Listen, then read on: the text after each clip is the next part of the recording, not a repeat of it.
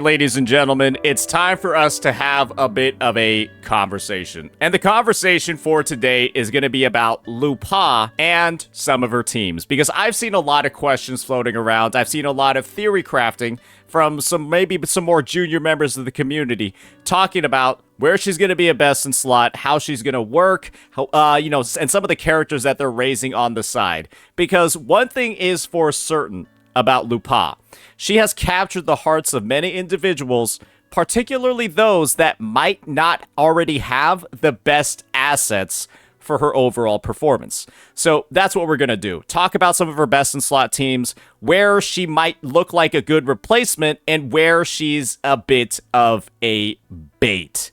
Because I've seen a lot of conversation floating around, and I think some people are a little bit misguided about her potential. So with that, let's go ahead and just review a couple of the elements in her kit that are really going to define what some of her team comps are going to be focused around. And the first one, naturally, is going to be her Resonance Liberation, or the pack hunt mechanic that she's going to be working with here. Let's just go ahead, let's get right on into and take a look at the more detailed version of this buff. Pack Hunt is a very, very powerful ability. That's going to work in a much different way depending on the types of resonators that you have on your team. At a baseline, it gives 6% attack and 10% fusion damage to bosses. Think the 4-cost echoes. And if there are 3 fusion resonators on your team, then you're going to go ahead and actually increase that bonus, that fusion damage bonus, by 10%. And then every single time you have an intro skill that's cast, that 6% attack increase is going to get added onto for a total of 18% after 2 intro skills. And so when people look at this, they're naturally going to assume, man, every single team that Lupa is on probably should be triple fusion, especially when you look at one of her inherent skills that's linked to her ultimate, and that also reads, attacks of all resonators in the team ignore 3% of the target's fusion resistance. And then when there are 3 fusion resonators, that goes up to 15%, with 2% more for every single fusion resonator. This is a very, very powerful buff, but it's also a buff that is comparable to having a support unit on your team. Think something like a Verena, who's able to provide 15% damage amp, and then also provide 20% attack, and then also be equipped with the Rejuvenating Glow set that's going to give 15% more attack. Verena's buffs to attack alone already exceed what her Pack Hunt Liberation is going to give. Pack Hunt gives 18% after casting 2 intro skills. Verena gives 35% attack from pressing a button. And so you can kind of see over here, right, where a lot of the sacrifices are being made in Lupa's kit. She's going ahead and robbing you, essentially, of having a support's powerful buffs, because Verena gives that 35% attack, while Shorekeeper is going to give 15% attack, 15% amp, and then on her Liberation, right, give 12.5% crit rate and 25% critical damage. Those are some sizable buffs for you to miss out on. And the thing is, Lupa's Liberation alone, with its, additional fusion damage and its 18% attack, kind of are just comparable to the baseline buffs that the support characters are giving. And then with this bonus over here under Liberation, ignoring fusion resistance, that's a little bit comparable to the outro skills that the supports are going to have, but not at the same level. Their outro skills are actually probably more impactful. And so that's the thing. Lupa, when being used on a triple fusion team, and this is going to be your best in slot team for certain, imagine that Cartithia in this situation is the Lupa. And with this sort of lineup, you would essentially go from Lupa to Brant to Chang Li, and then loop back into Lupa to start a new rotation. She goes ahead, casts Pack Hunt, uses her Liberation, then uses her outro skill, and then Brant goes ahead, has 1 stack of Pack Hunt ready to go, uses his outro skill after going through his rotation, and then Chang Li's going to enter the field with all the Pack Hunt stacks ready to go. Brant's outro skill, going to do her rotation, and then give her Resonance Liberation damage buff over back to Lupa, and then start the rotation anew. What Lupa essentially is she's a fusion version of Shorekeeper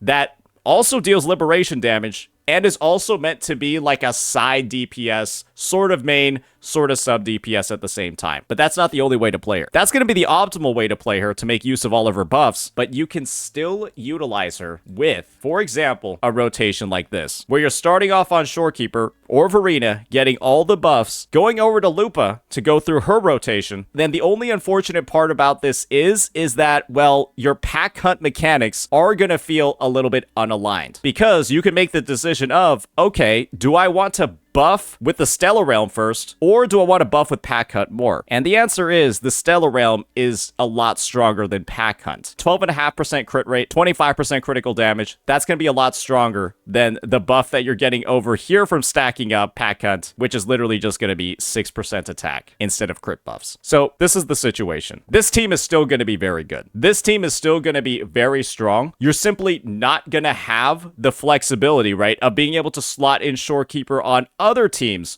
where she's probably going to be more powerful. And what Lupa's ultimate goal is, again, assuming Kartithia is Lupa, is that she frees up a lot more of your supports and is also going to make Brant and Chang Li the strongest that they can possibly be as long as she's on team with them. But this is also the other thing. A lot of people have been theorizing builds like this, and they're a little bit unfortunate, right? People look at the outro skill buff that's going to be available from Lupa, which is going to go ahead, and if you read it over here, right, she's going to buff fusion damage by 20%, and then buff basic attack damage by 25%. Amplifications to both, right? Very typical sub DPS outro skill. And they're assuming that, oh, I'll be able to make a free-to-play Lupa team. I'll be able to make a team where it's like Lupa, Encore, and then Chisha. This team is going to be great. This team is going to be awesome. Guys, this team is going to suck ass.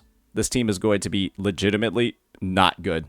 It might actually be somewhat close to terrible. And the reason for that is Chisha and Encore work together horrifically because they both want a fuck ton of field time to actually deal damage and get off their rotations. And the end result is that they end up sharing rotation time in a way that makes absolutely no sense. This team also has no healer. They also have no healer at all. And the end result of this one, ladies and gentlemen, is that, well, you're probably going to end up wiping a ton with this team. All you can do is dodge. You're playing triple DPS. And you will 9 out of 10 times just get better results running something like Verena, Lupa, and Encore. Yes, you will be missing out on 9% fusion res reduction. You will be missing out on 10% fusion damage. But that's all you miss out on when you slot out that third fusion DPS for a support. 9% fusion res, and on her liberation, 10% fusion damage to boss enemies. That's it. It is not worth losing a 15% damage amplification and the 35% attack that Verena's going to be providing with her kit and the rejuvenating glow set. Because guess what? When Lupa's on her Sonata set, right? Her best in slot 1, Flaming Claw print, you're still giving 15% to the team. Lupa's Liberation proc over here on the Flaming Claw print set is going to still give a bigger buff than what you're losing from having the third Fusion Resonator. At least from the Liberation side. Because again, that 10% is it. When I'm looking at these teams as a whole, I'm also thinking this. When it comes to Encore in particular, it's fair to say that Sanhua still might be a better support than Lupa. And the reason for this is pretty simple. You might be thinking, oh, wait, no, Lupa has to be the best in slot buffer. You want to know why? Because Encore has something a little bit tricky about her kit that I think a lot of people don't recognize. Encore has a cooldown of only 16 seconds on her Resonance Liberation, and it has a duration of 10 seconds. The end result is that Encore's Liberation has effectively 6 seconds worth of downtime in the rotation. And that means that with enough ER and fast Concerto teammates, you can go ahead and almost cast this off cooldown. And that is a lot more damage than Lupa providing with her outro skill, right? Only 7% more amp than Sanhua. Sanhua's going to provide 38% basic attack amp. Lupa's going to provide 45% total, counting up both of the buffs. But you want to know the issue with Lupa in this team? Lupa's rotation time is going to be a lot longer than Sanhua's. It is going to be significantly longer than Sanhua's to make up for the fact that she has those supportive abilities and those buffs. And the end result is that your Encore, if you are using her on this team, she's going to have a lot more downtime than you might anticipate because you will get nowhere close to completing Lupa and your support's rotation in the 6 seconds that you're going to have available. And so it could actually result in a DPS loss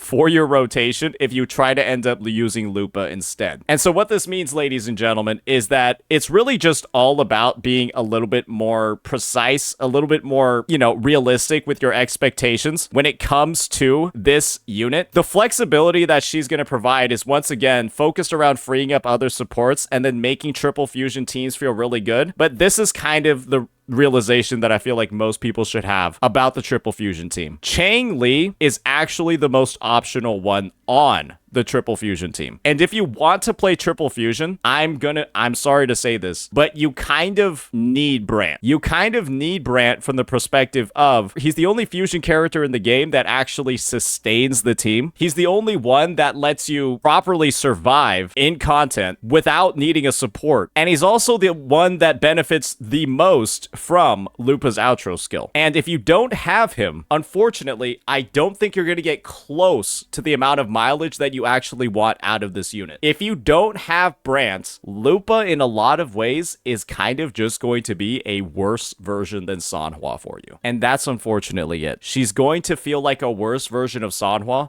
She'll probably underperform Sanhua while you're overinvested in her relative to Sanhua if you don't have Brant. And that's just something that I hope a lot of people are able to recognize before they go ahead and are, potentially doom posting your overall performance. Because the reality is her kit does look great. She has a shit ton of buffs, but you could say the same exact thing about Rosia. And believe me when I say a lot of people prefer using Sanhua with a Camellia than a Rosia with a Camellia. And with Encore having way less downtime than a Camellia, Sanhua is just going to end up feeling better pretty much 90% of the time. And so I just hope that everyone knows what they're getting themselves into when it comes to pulling this unit and actually getting her going, because she'll be better than you think when paired up with the traditional support, when paired up with the shorekeeper, but she's not going to be as good as you think in mono fusion, triple fusion teams that don't feature this guy. So keep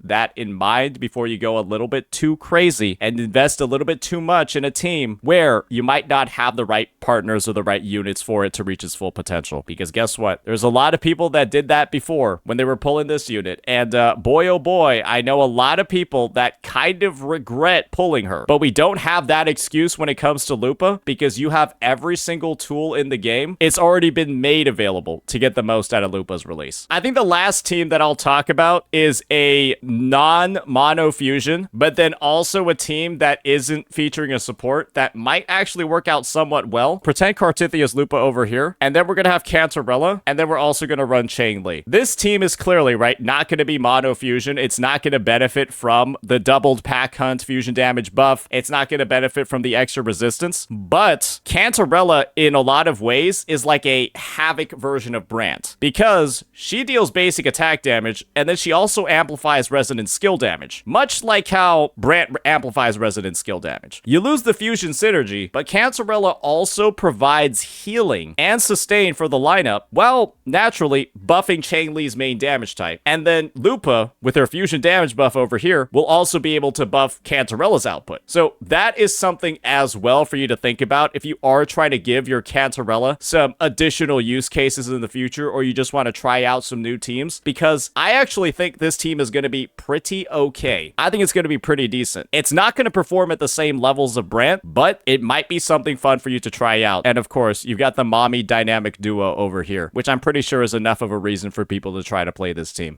Hopefully, this has helped open up some eyes, open up some discussion for the path moving forward for this unit. I really do think that, yeah, you should give the budget mono fusion team a try if you really want to, but keep this in mind, right? I would hate if somebody were to go ahead, invest a shit ton of resources into Achisha, level her all the way up to 90, think that this team is going to be the end-all be-all, like a crazy free-to-play alternative that's going to blow everything up and be super good, and then realize that it's just not that good at all. Because guess what? You can't refund characters in this game. You can't refund the resources that you spent leveling them up. That sort of expenditure, it's permanent. And if you're leveling up one character, well, that means you're not leveling up another. And yeah, we just wouldn't want people to be, especially with things like wayplates, right? Getting like all the boss mats, getting like all the Glizzy Rider dupes that they need to like, spending all the EXP potions, all of that. It kind of sucks thinking that a character is good, leveling them up, and then realizing later they're actually fucking garbage. garbage. Let me know what you all think about this whole situation regarding Lupa's teams. Peace.